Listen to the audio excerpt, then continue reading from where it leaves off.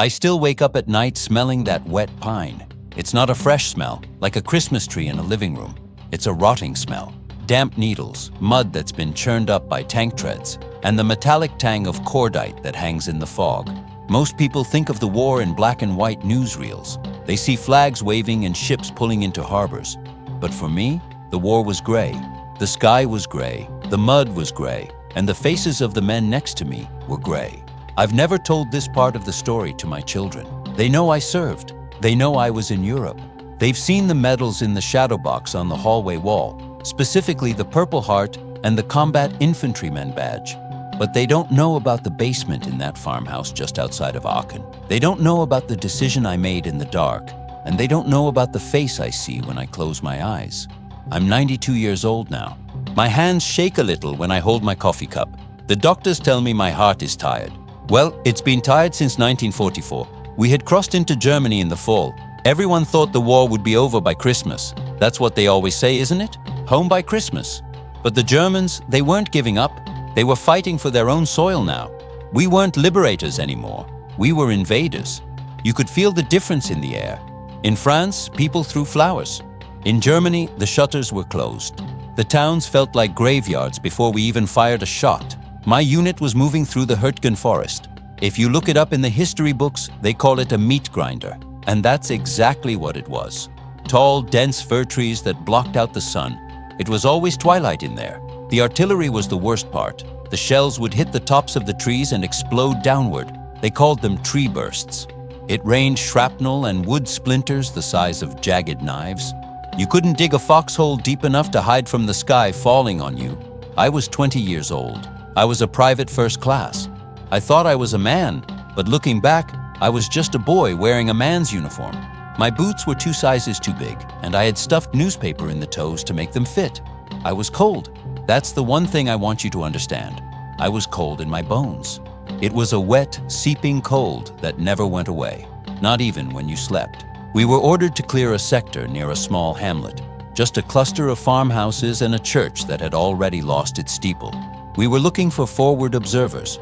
The Germans were excellent at hiding artillery spotters. They'd sit tight, wait for us to pass, and then radio our coordinates. 10 minutes later, the rain would start. My squad leader was Sergeant Miller, a tough guy from Pennsylvania. He used to work in the steel mills. He didn't talk much, which was fine by us. He just used hand signals. We approached this farmhouse on the edge of the wood line. The roof was half gone, burnt timbers pointing up like black ribs, but the main structure was still standing. I remember the sound of my own breathing. It sounded loud, like a bellows in a quiet room. We didn't run. You don't run in the woods unless you want to trip a wire or step on a mine. We moved slow. I watched the windows. Dark, empty squares. Were they empty? You never knew. A sniper could be sitting back in the shadows, just waiting for a helmet to pop up. We reached the wall. Miller signaled for me and a guy named Jenkins to check the perimeter. We went around back. There was a vegetable garden that had gone to rot. Cabbages turned to black mush in the frost. A child's wagon was overturned near the back door. One wheel was missing. That wagon, it bothered me. It meant a family lived here. Maybe they were gone. Maybe they were in the cellar. The back door was slightly ajar. I pushed it open with the barrel of my M1 Garand. It creaked. That sound was like a scream. I froze. We all froze. Nothing happened. Just the wind whistling through the cracks in the walls. We moved inside. The kitchen was a mess. Broken crockery, a chair overturned.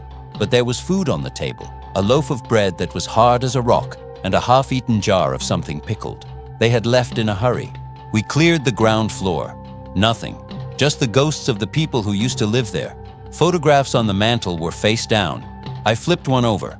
A stern-looking man in a Wehrmacht uniform and a woman with a tight smile. I put it back down, face down. I didn't want to know them. It's easier to fight an enemy who doesn't have a family. Then we found the door to the cellar. It was heavy oak, reinforced with iron straps. It was closed tight.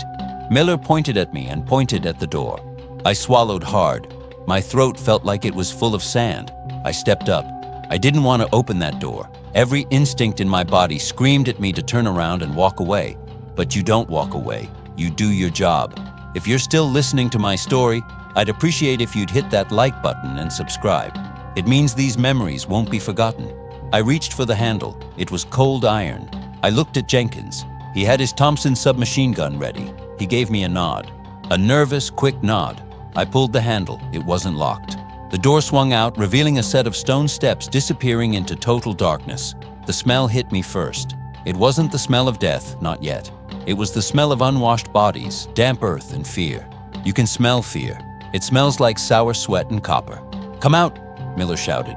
"Rouse, come out now." Silence. Miller pulled a grenade from his vest. He looked at me. He was going to toss it down. Standard procedure. You don't take risks.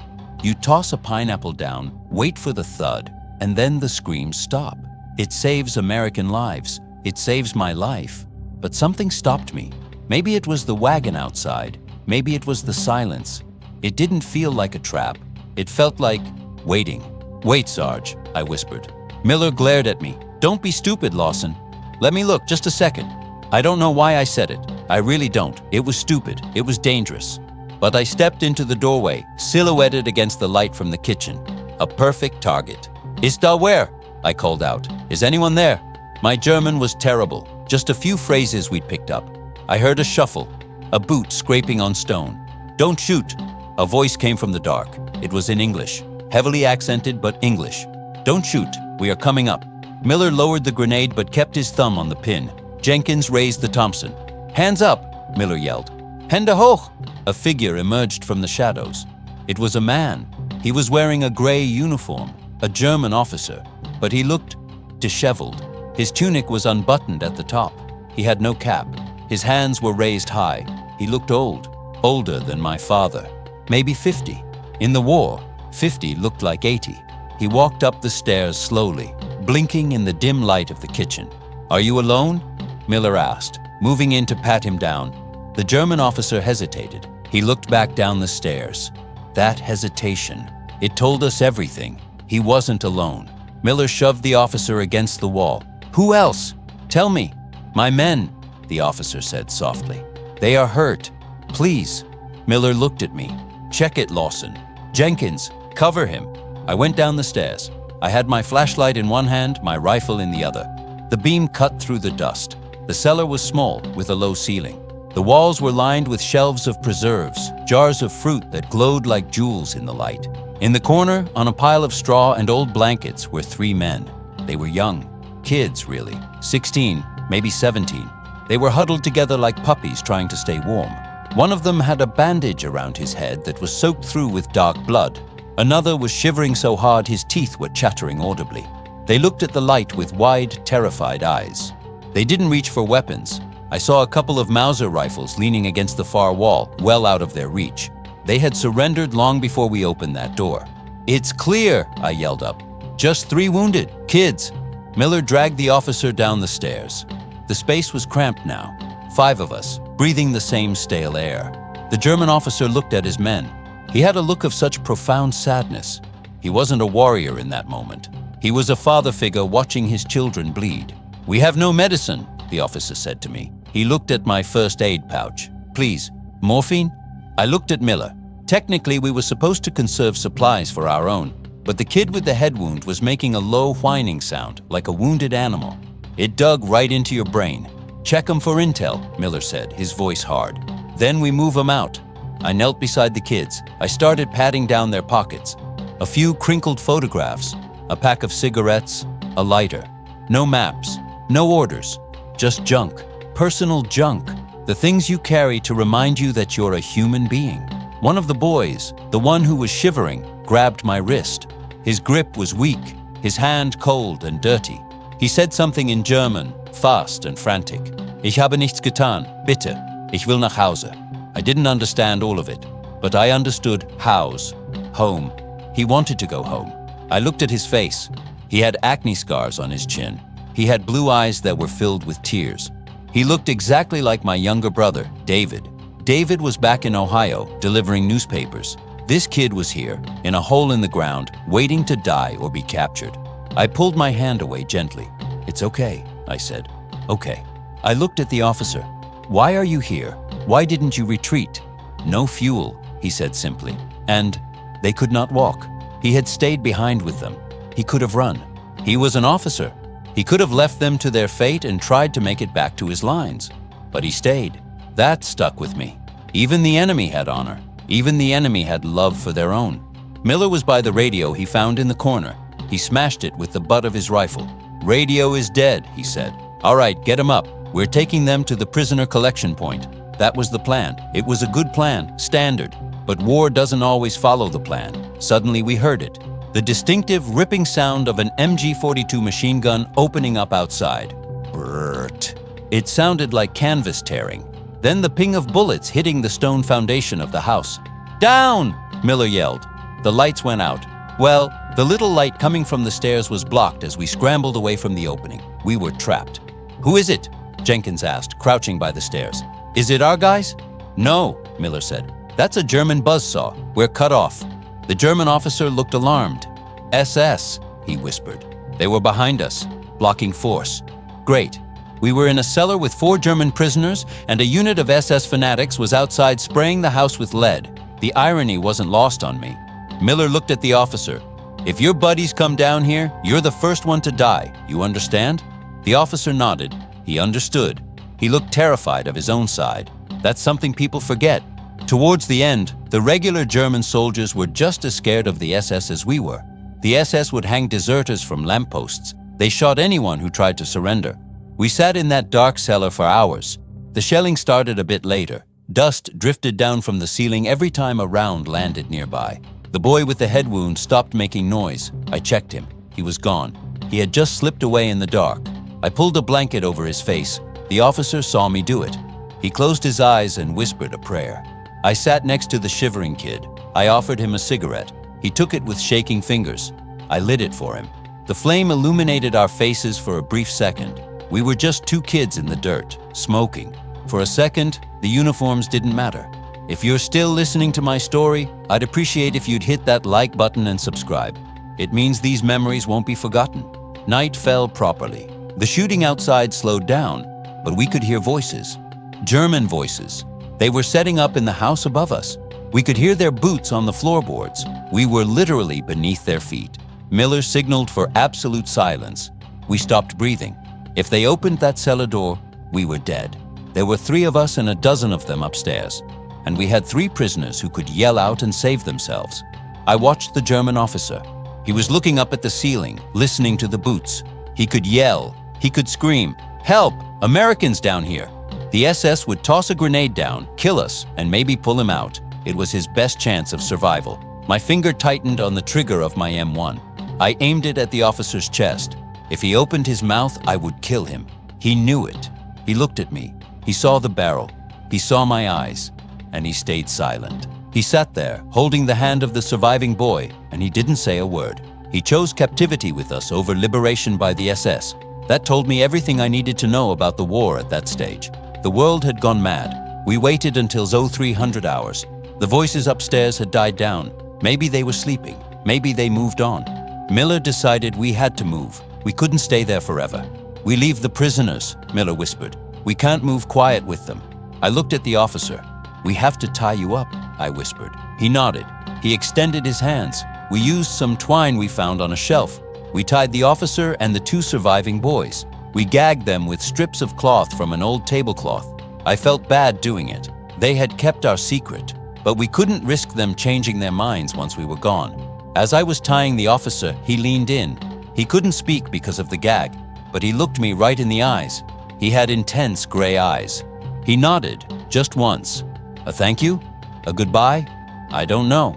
We crept up the stairs. The kitchen was empty. The Germans were gone.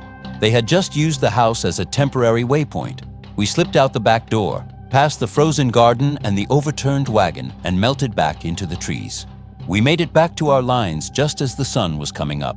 I reported the location of the prisoners. I told the lieutenant there were men in the cellar waiting to be picked up. He wrote it down. But here is the part that haunts me. 2 days later, our artillery leveled that hamlet. They called in a heavy barrage to clear out the resistance before the main push. I watched from a ridge as the shells hammered that village into dust. I watched the farmhouse implode. The roof collapsed into the kitchen, and the kitchen collapsed into the cellar. I stood there, watching the smoke rise, and I felt a sickness in my stomach that I can't describe. I pictured that officer. I pictured the kid who looked like my brother, tied up, gagged, unable to move, waiting in the dark as the ceiling came down on them. I killed them. We tied them up so they couldn't escape, and then we dropped artillery on their heads. They had saved our lives by staying silent, and I repaid them by leaving them bound in a tomb. That's the nature of war. It's not about good and evil. It's about clumsy, brutal timing. It's about decisions that make sense in the moment and torture you for the rest of your life. We moved on. We marched deeper into Germany. The cities got bigger and the destruction got worse. Cologne, Bonn, the Remagen Bridge. I saw things that would make your hair turn white. But I kept thinking about that cellar. By spring of 1945, the resistance was crumbling, but the fanatics were getting more desperate. We were seeing old men and young boys, Volkssturm, fighting with rusty rifles. We entered a town called, well, the name doesn't matter. It was all rubble anyway. We were clearing a street, house by house. I was tired. I was so tired I was hallucinating. I'd see movement where there was none. Shadows looked like men. We turned a corner and saw a bakery. The front window was shattered, but the sign was still hanging. Inside, there was movement. "Contact front," someone yelled. We dropped behind a pile of bricks. Bullets snapped over our heads. High velocity. A sniper. He had us pinned down in the middle of the street. There was no cover except the debris. We lay there for an hour, pressing our faces into the cobblestones. Every time someone moved, a shot rang out. He was good. He hit a guy from 2nd Platoon in the leg. The medic couldn't get to him. We called for a tank. A Sherman rolled up about 20 minutes later, its engine roaring like a dragon. The turret traversed slowly. The commander popped his head out. "Where is he?" "Top floor of the bakery," Miller yelled. The tank lowered its main gun. The 75mm cannon leveled at the window. Boom! The concussion knocked the wind out of me. The top floor of the bakery vanished in a cloud of red brick dust and smoke. The firing stopped. "Move up," Miller ordered. We advanced. We went into the bakery. The stairs were gone, blown away. We climbed up the rubble to what was left of the 2nd floor. I found the sniper. He was buried halfway under a pile of bricks. He was still alive, barely. He was coughing up blood. I walked over to him, my rifle pointed at his head. I looked down. It wasn't a man. It was a woman. She couldn't have been more than 25. She was wearing a civilian coat and a helmet that was too big for her. Beside her was a scoped hunting rifle, not a military weapon, a deer rifle. She looked at me. Her eyes were glazing over. She tried to say something, but only blood came out. She reached into her coat pocket. "Watch it," Jenkins yelled. "She's got a grenade." He raised his weapon. "No!" I yelled. I don't know why. I just felt it. "Hold fire." I knelt down beside her. I grabbed her hand. It wasn't a grenade. She was pulling out a photograph. It was a picture of a baby. She shoved it into my hand. She gripped my fingers tight. She looked at me, her eyes pleading. She wasn't asking for mercy for herself. She was asking me to look at the picture. She took one last ragged breath and she died. I sat there on the pile of bricks, holding a picture of a German baby, while the woman who tried to kill me lay dead at my feet. I looked around the room. There was a crib in the corner, covered in dust. It was empty. Why did she fight? Why did she stay? Where was the baby? I put the photo in my pocket. I still have it. It's in the same box as the watch I took from a dead soldier in the Bulge. I don't know why I kept it. Maybe to remind myself that everyone is fighting for something. She wasn't fighting for Hitler. She was fighting for that empty crib. If you're still listening to my story, I'd appreciate if you'd hit that like button and subscribe. It means these memories won't be forgotten. The war ended for me in May, but the memories didn't end. They say time heals all wounds. That's a lie. Time just creates scar tissue. The wound is still there, underneath, tender to the touch. I came home. I got a job at a Ford plant. I married my high school sweetheart, Martha. We had 3 kids. I mowed the lawn on Sundays. I went to church. I was a normal guy. But sometimes when I was down in the basement fixing the furnace and the light would flicker, I'd be back in that cellar near Aachen. I'd see the officer's eyes. I'd feel the damp cold, and I'd feel the guilt washing over me like a tide. I often wonder if they ever found the bodies in that cellar. Did someone dig them out years later? Did they find the twine around their wrists and wonder what happened? Or are they still there, buried under the earth? A secret kept by the soil of Germany. I'm telling you this now because I'm near the end of my line. I don't want to take this with me. I want you to know that war isn't glorious. It's dirty, it's confusing, and it breaks you in places you didn't know you could be broken. But there was one more thing, one more story that I have to tell you. This one is harder. This one is about the camps. We didn't know. That's what everyone says, right? We didn't know, but it's the truth. We knew the Nazis were bad. We knew they were ruthless. But we didn't know about the industrial scale of the horror until we crossed into the heart of Germany. It was April 1945. The snow was gone, replaced by mud and blooming wildflowers. It was a beautiful spring. The contrast between the weather and what we were doing was jarring. We were moving toward a sub-camp of Dachau. We didn't know what it was at the time. The map just labeled it as a prison compound. We thought it was for POWs. We thought maybe we'd find some of our own boys there. As we got closer, the smell hit us. It wasn't the smell of the battlefield. It wasn't rotting pine or cordite. It was a sweet, sickly smell, like burning meat and garbage. It stuck to the back of your throat. "What the hell is that?" Jenkins asked. He pulled his scarf up over his nose. "Chemical plant, maybe?" Miller guessed. We came over a rise and saw the fences. Barbed wire, 10 feet high, guard towers. But the towers were empty. The guards had fled. We approached the gate. It was open. I walked through that gate, and I left my soul behind. I really believe that. The part of me that believed in the goodness of man died right there on that gravel road. There were figures walking toward us. They looked like skeletons draped in striped pajamas. Their eyes were huge, sunken into their skulls. They moved like zombies. No, that's not right. Zombies are monsters. These were victims. They didn't cheer. They didn't run to us. They just stood there and stared. They were too weak to feel joy. They were too far gone. One man walked up to me. He was so thin I could see every bone in his face. He reached out a hand. It looked like a bird's claw. He touched my uniform. He just wanted to see if I was real. I didn't know what to do. I had a K ration in my pocket, a tin of cheese and crackers. I pulled it out and handed it to him. He took it. He tried to open it, but his fingers were too weak. I had to open it for him. He took a cracker and put it in his mouth. He chewed slowly, tears streaming down his face. Then he fell. He just collapsed. His body couldn't take the food. It was too much of a shock. I knelt beside him. "Medic!" I yelled. "Medic!" But the medic was overwhelmed. There were hundreds of them, thousands. I held that man as he died. He died because I gave him a cracker. I was trying to be kind, and I killed him. That's the kind of thing that eats at you at 3 a.m. The doctors later told us we shouldn't have given them solid food right away. We didn't know. We just wanted to help. We walked deeper into the camp. We found the barracks, bodies stacked like firewood.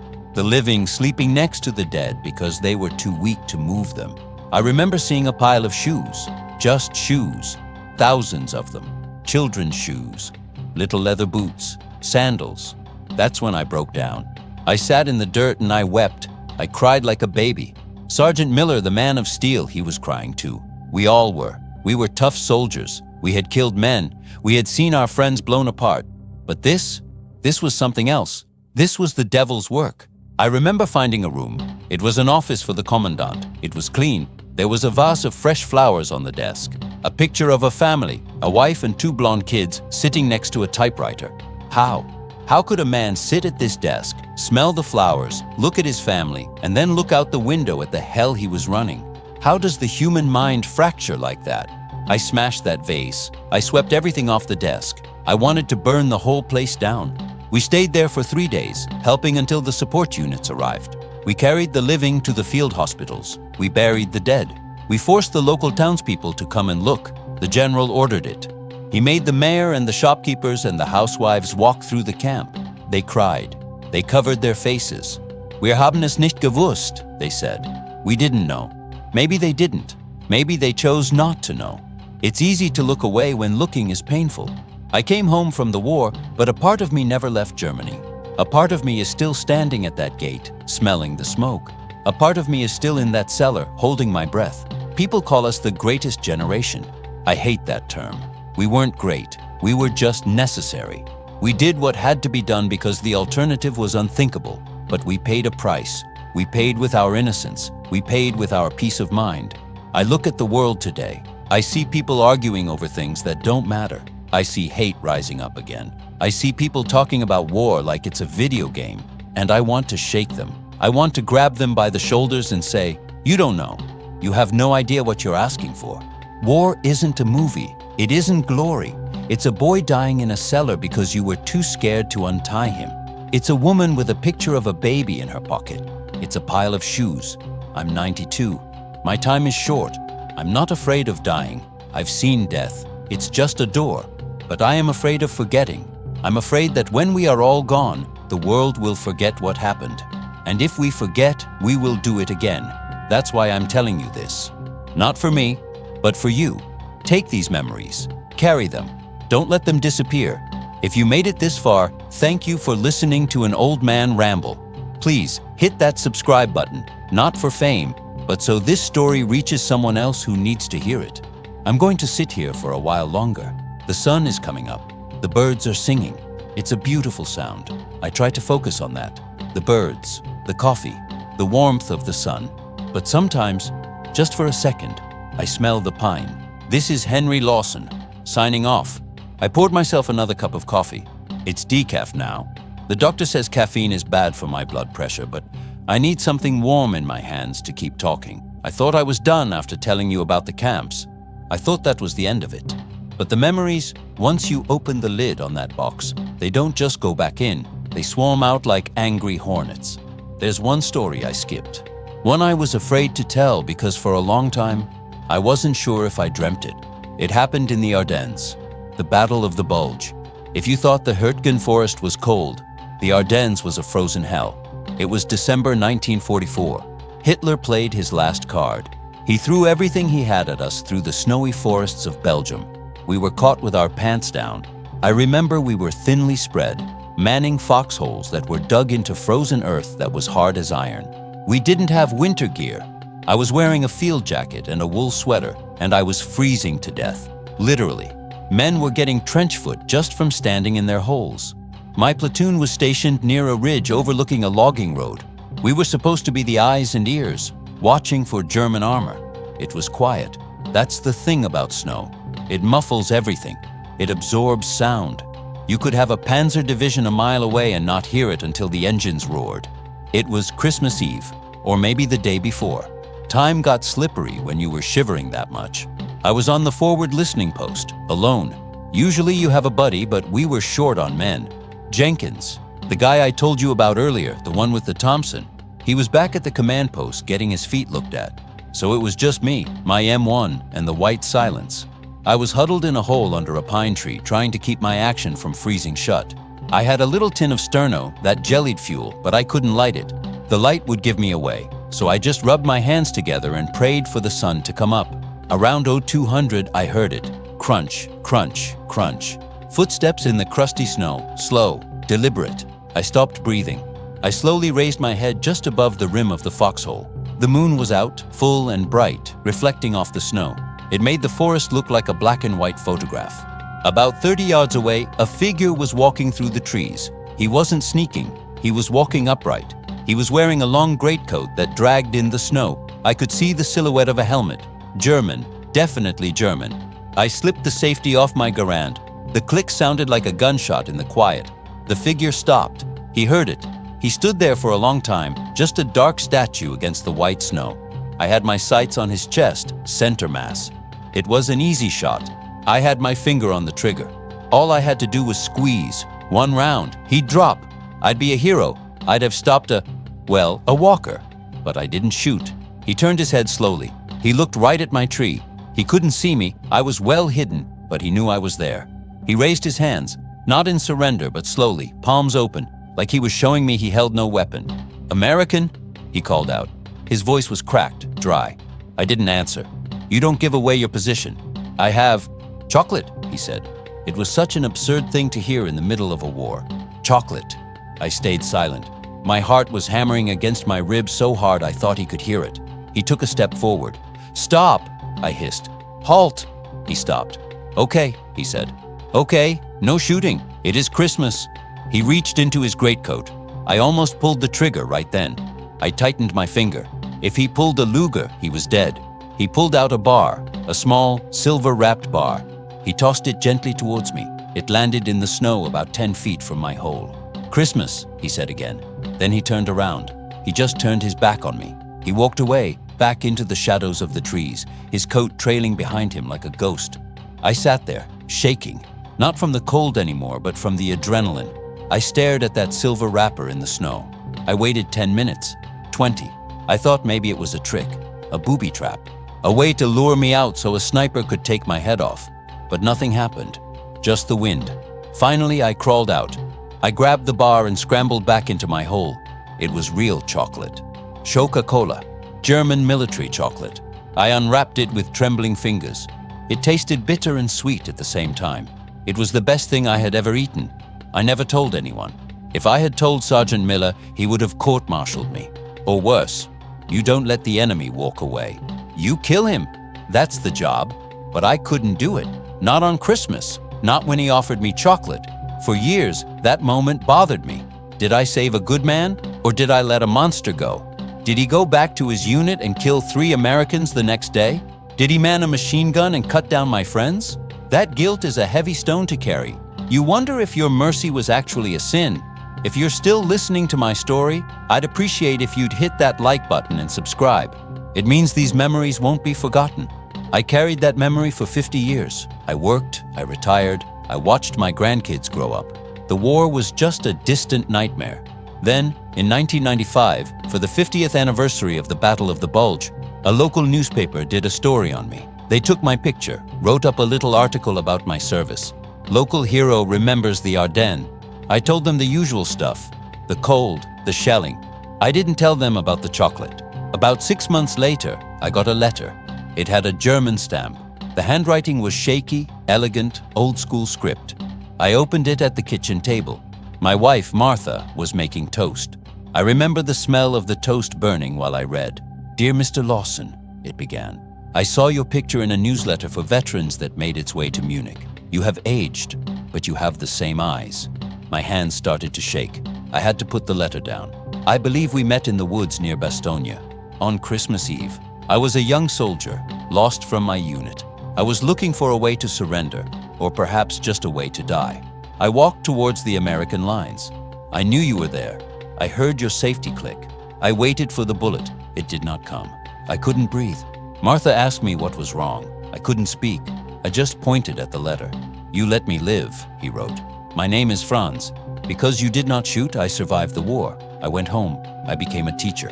I have 3 children and 7 grandchildren. None of them would exist if you had squeezed that trigger. Every Christmas, I tell them about the American ghost in the snow who gave me the gift of life. Thank you." I sat there and I wept. For 50 years, I thought I had made a mistake. I thought I had been weak, but I wasn't. I had created a future, 3 children, 7 grandchildren, a whole family tree branching out because of one split-second decision in a foxhole. It's strange, isn't it? We are trained to kill. We are trained to destroy. But the moment I am most proud of in the entire war is the moment I didn't do my job. That's the complexity of it. That's what they don't show you in the movies. The movies show you the explosions and the heroism of taking the hill. They don't show you the quiet moments where humanity tries to break through the madness. But let me tell you, it wasn't all like that. I don't want you to think I'm a saint. I'm not. I told you about the cellar. That happened after the chocolate. See? That's the mess of it. I spared Franz in December and I killed those boys in the cellar in January. Same man, same hands. One act of mercy, one act of cowardice. Which one defines me? I struggle with that. I look in the mirror and I see both men, the savior and the killer. Maybe we are all both. Maybe war just strips away the mask so you have to look at it. Let me tell you about the Rhine, crossing the Rhine River. That was another day I'll never forget. March 1945. The Germans had blown all the bridges except one at Remagen, but we weren't at Remagen initially. We were crossing in assault boats further south. The river was wide, dark, and fast. The current was ripping. We huddled in these plywood boats, keeping our heads down. The far bank was just a line of trees and smoke. As soon as we pushed off, the water around us started to boil. Mortars, machine gun fire skipping off the surface like stones. Zip, zip, zip. The guy next to me, a kid named Kowalski from Chicago, he was praying. "Hail Mary, full of grace." He kept muttering it over and over. A mortar round hit the water about 10 yards off our port side. The wave nearly tipped us over. I was soaked with freezing river water. Kowalski stopped praying. He just gripped his rifle so hard his knuckles turned white. "We're sitting ducks," someone yelled. "Keep paddling," the sergeant screamed. "Don't stop paddling." We hit the mud on the far bank and scrambled out. It was chaos. Men were shouting. Explosions were throwing mud and water everywhere. I ran for the tree line. I didn't look back. You can't look back. If you look back, you see the bodies floating in the water and you freeze. We got into the trees and started fighting. This wasn't long-range stuff anymore. This was close. We were clearing trenches that the Germans had dug along the bank. I turned a corner in the trench and ran smack into a German soldier. We literally bumped chests. We were both so surprised we didn't shoot. He was huge, a giant of a man. He had a scar running down his cheek. He swung his rifle like a club. It hit me in the shoulder and knocked me down. I lost my M1. It fell into the mud. He raised his rifle to smash my skull in. I scrambled back, kicking at the mud, trying to get away. I pulled my trench knife. It was a pathetic little thing against a rifle butt. He brought the stock down. I rolled. It hit the dirt where my head had been a second earlier. I lunged up. I didn't think. I just moved. I jammed the knife into his leg. He howled. He dropped to one knee. I grabbed a rock, a heavy, jagged river rock, and I hit him. I hit him again and again. I didn't stop until he stopped moving. I lay there in the bottom of that trench, panting, covered in mud and his blood. My shoulder was throbbing. I looked at him. He was just a man. A big man, but just a man. He had bad teeth. I noticed that. Why did I notice that? I crawled over to my rifle, cleaned the mud off the action, and kept moving. I didn't have time to process it. That's the thing. You don't have time to feel. You pack it away. You stuff it deep down in your gut and you say, I'll deal with this later. Well, later is now. Later is 92 years old, sitting in a recliner, talking to a camera. And let me tell you, dealing with it doesn't get any easier. After we crossed the Rhine, the resistance changed. It got desperate. We started seeing the Hitler Youth. I don't know if you have children. I have great-grandkids now. When I see a 12-year-old boy, I see baseball games and bicycles. I don't see a soldier. But in Germany in 1945, a 12-year-old was a target. We were in a town near Frankfurt. We were moving down a narrow alleyway. A Panzerfaust, that's an anti-tank rocket, flew out of a basement window and hit the lead jeep. The jeep exploded. 2 men died instantly. We opened fire on the window. We poured hundreds of rounds into that basement. We threw grenades. We made sure nothing in there could possibly be alive. When the smoke cleared, we went in to check. It wasn't a squad of SS. It was 2 boys. They couldn't have been more than 13. They were wearing uniforms that were draped over them like costumes. One of them was still clutching the launch tube of the Panzerfaust. I looked at their faces. They looked like angels covered in plaster dust. They shouldn't have been there. They should have been in school. They should have been playing soccer. Sergeant Miller, he was a hard man, like I said, but he took his helmet off. He ran a hand through his hair. God damn it, he whispered. God damn them for doing this. He didn't mean the boys, he meant the leaders. The men in the high castles who sent children to die for a lost cause. That's when my hatred for the Nazis became personal. Before, they were just the enemy. After that, they were child killers. They were cowards hiding behind the bodies of their own sons. If you're still listening to my story, I'd appreciate if you'd hit that like button and subscribe. It means these memories won't be forgotten. I think that's why I have such a hard time with the way people talk about war now. They talk about surgical strikes and collateral damage. Fancy words, clean words. There's nothing surgical about a grenade in a basement. There's nothing collateral about a 13-year-old boy dead on a pile of coal. It's messy. It's bloody. It's permanent. We moved on. We always moved on. That was the rule. Don't stop. If you stop, you start thinking. We liberated a town called... Actually, I can't remember the name. It's gone. My memory is like Swiss cheese these days. Some holes are empty, some are full. But I remember the wine cellar. We found a chateau that had been used by a German general as a headquarters. He had fled, of course, but he left his wine.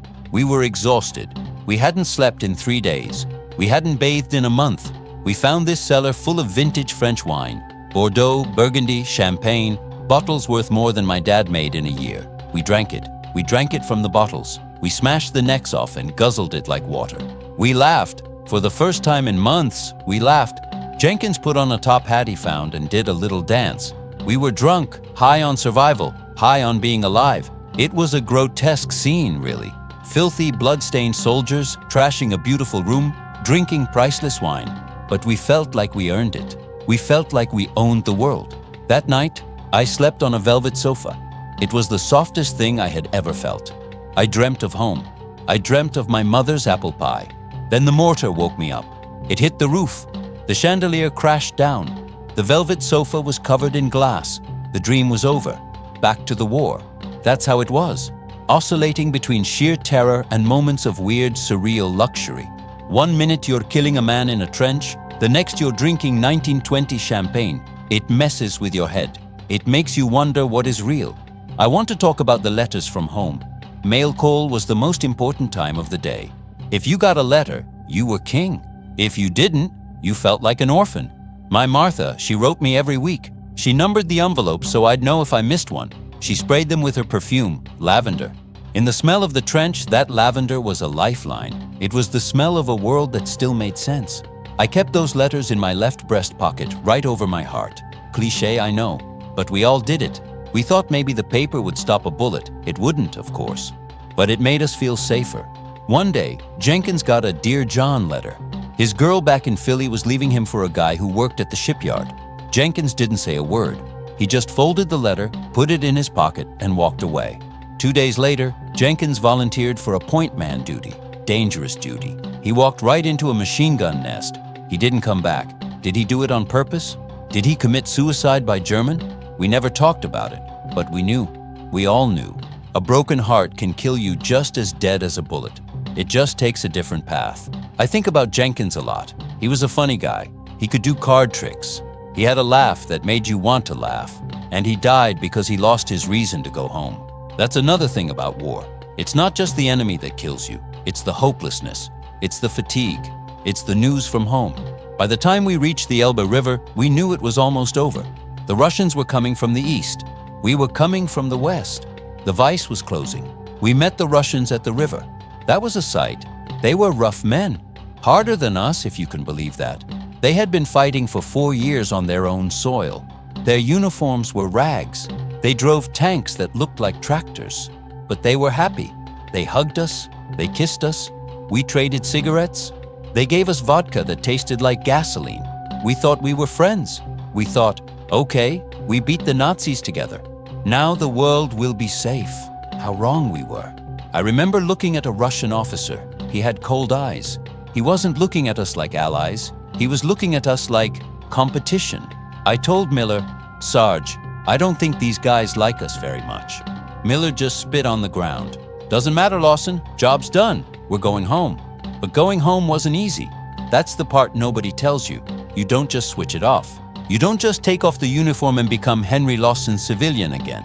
I remember the boat ride back to New York, the Statue of Liberty coming out of the fog. Everyone was cheering. Guys were throwing their caps in the air. I just stood at the rail and cried. I wasn't crying for joy. I was crying because I was scared. I was 22 years old and I felt like I was 100. I didn't know how to talk to normal people anymore. I didn't know how to sit in a room without checking the exits. I didn't know how to look at my mother without seeing the mothers I had seen weeping over their dead sons in Germany. When I got off the train in my hometown, there was a brass band. People were waving flags. Martha was there. She looked beautiful. She ran to me. I hugged her. But when she touched me, I flinched. I couldn't help it. My body was still in the Ardennes. My body was still waiting for the mortar shell. It took me years to stop flinching. It took me years to stop waking up screaming. I never told Martha about the woman in the bakery. I never told her about the cellar.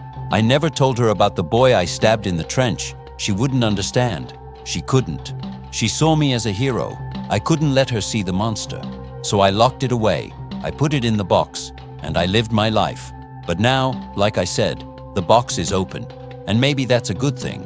Maybe it's time to let the light in. I want to tell you one more story before I take a break. This one is about a dog. We were in a village in France, early on, maybe October 44. We found a stray dog, a mutt. Scruffy little thing, looked like a terrier mix. He was starving. We adopted him. We named him Sarge. We fed him scraps of Spam and biscuits. He slept in our foxholes. He became our mascot. Sarge was smart. He could hear planes before we could. If Sarge's ears went up, you grabbed your helmet. He saved us more than once. But the thing about Sarge was that he kept us human. When you're petting a dog, you can't be a killer. You're just a boy with a dog. He reminded us of what it felt like to be gentle. One day, we took mortar fire.